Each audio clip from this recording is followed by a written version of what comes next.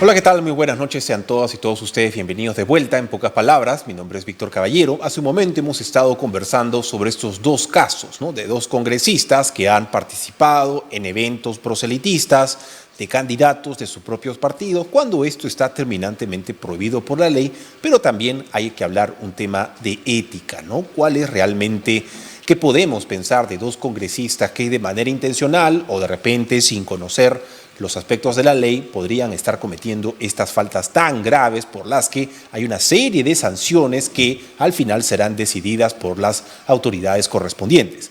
Para hablar sobre este tema estamos con Carla Gaviño. Ella es docente de la Escuela de Gestión Pública de la Universidad del Pacífico. Buenas noches. Buenas noches, Víctor. Muchas gracias por la invitación.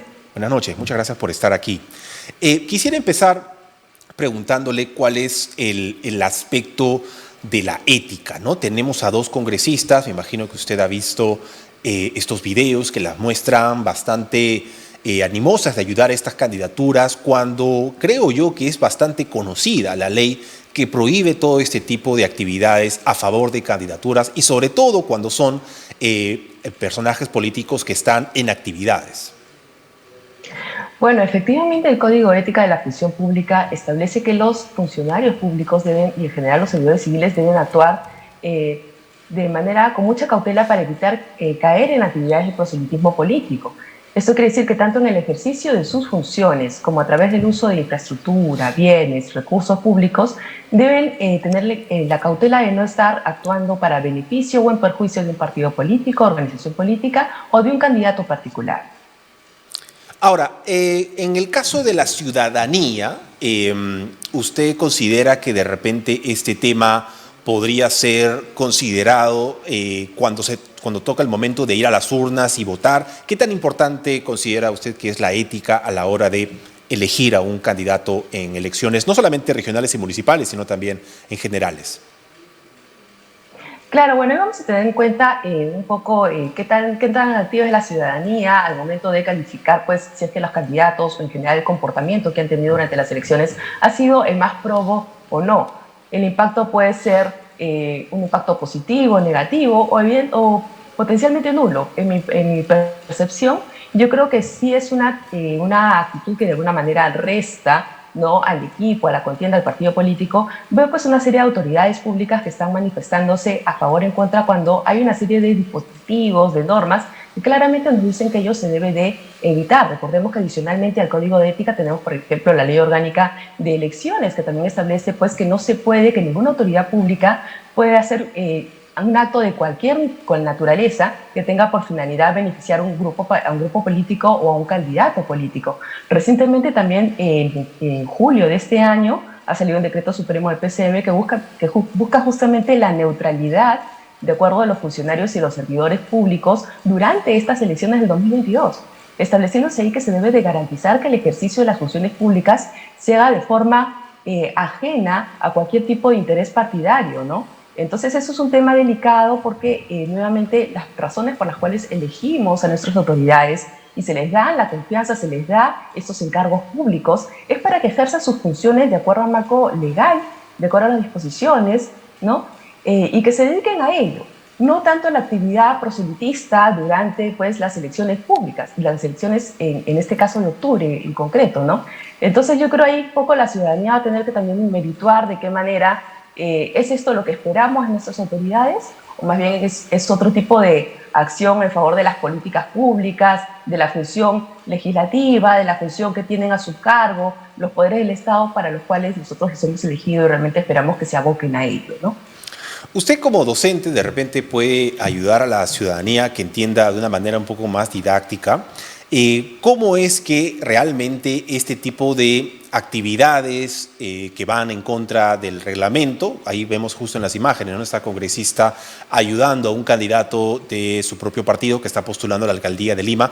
¿Cómo es realmente que esto influye en inclinar la balanza, ¿no? Porque por un lado tenemos aquí un candidato que está recibiendo la ayuda de una persona, una figura pública, una figura política, perdón, mientras que hay otros candidatos que no tienen estas oportunidades, no reciben esta ayuda y obviamente se ven perjudicados. ¿Cómo explicarle a la gente la importancia de entender la gravedad de este asunto?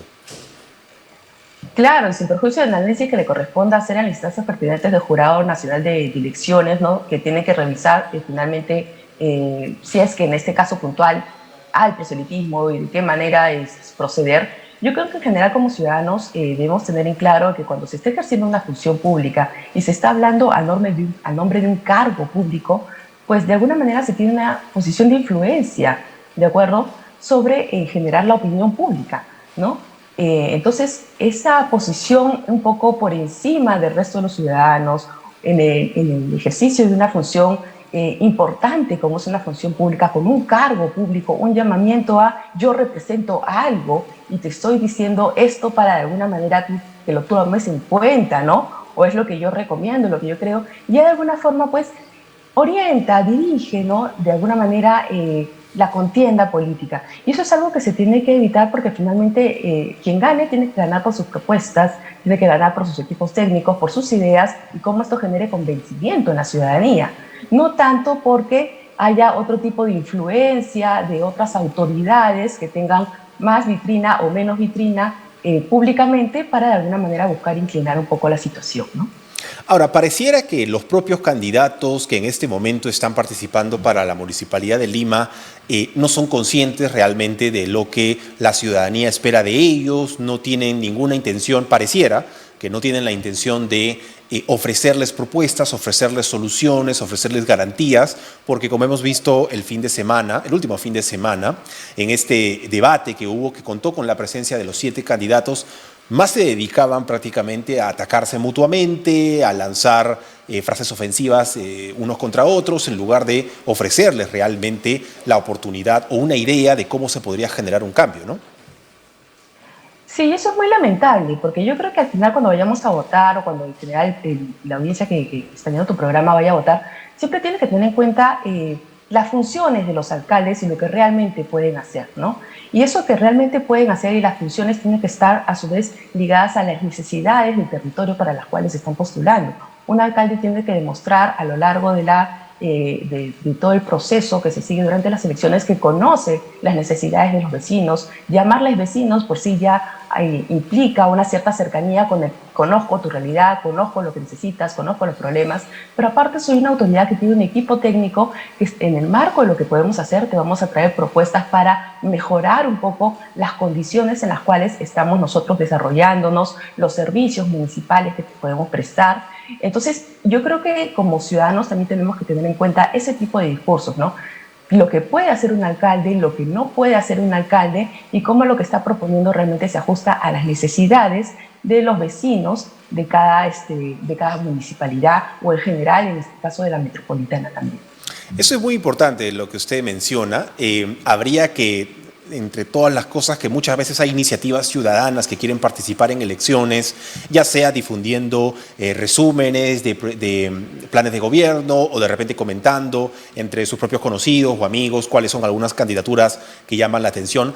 Algo muy importante que se tiene que hacer, creo yo, no desde ahora, pero siempre ha tenido que se debió haber hecho, es difundir cuáles son realmente las prerrogativas de un alcalde, ¿no? Un alcalde no puede capturar delincuentes, no puede prometer que va a capturar cierto número de delincuentes, no puede reformar la Constitución, no puede tampoco reformar el sistema de justicia, ¿no? No sé si usted pudo escuchar esta propuesta que decía, pues, de formar jurados ciudadanos, ¿no? Que tengan sentencias en 24 horas, cosas alucinantes, ¿no? Que realmente pareciera, pues, que no sé si lo hacen realmente porque no tienen nada más que ofrecer o porque tienen total desconocimiento. Pero eso sí es muy importante, ¿verdad?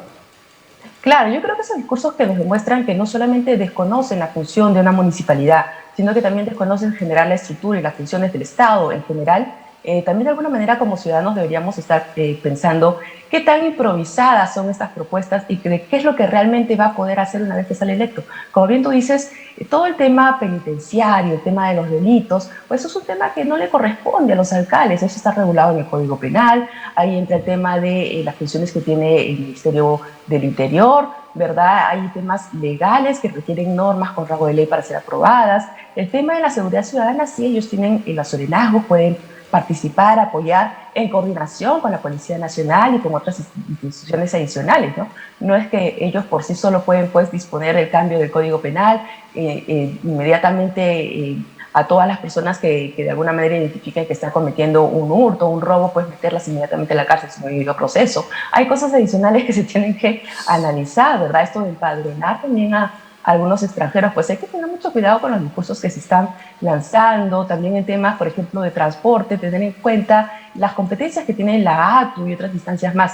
Yo creo que como ciudadanos ya de alguna manera lo que queremos son autoridades que conozcan lo que pueden hacer y que en base a ello hagan propuestas concretas y reales que realmente nos vayan a traer una mejora en las condiciones de vida, una mejora en las condiciones pues, de urbanidad en las que estamos nosotros desarrollándonos, ¿no? Entonces hay que estar muy atento tanto a lo que dicen los candidatos como sus equipos técnicos, que finalmente son en los que se espera pues, que se apoyen para poder lanzar las políticas públicas que les corresponden.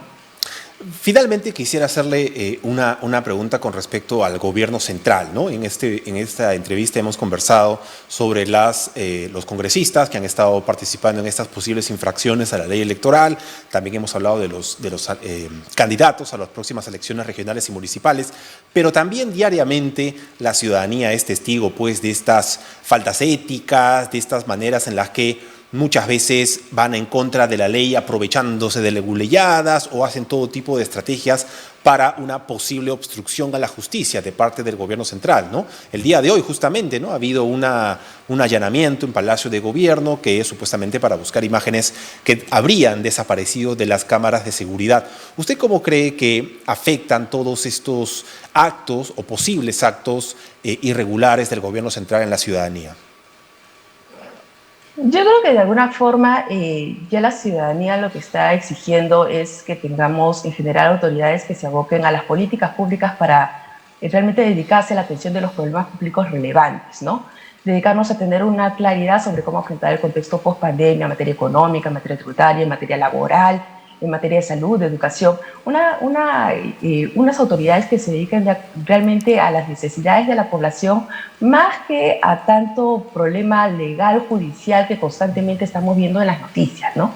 Entonces, el tener abocadas a las autoridades a temas ajenos a las funciones para las cuales son electas, evidencia realmente un descuido de estas funciones para las cuales se les han elegido, ¿no? Entonces, si la atención está de alguna manera en la sobrevivencia política, si la atención está de alguna manera en temas judiciales por potenciales actos que se están investigando, nos podríamos preguntar entonces, ¿cuándo va a estar la atención en las necesidades de la gente? Perfecto, le agradecemos mucho por haber estado aquí y esperemos tenerla en otra oportunidad. Gracias. Muchas gracias. Hasta luego. Vamos a una pequeña pausa y regresamos con más.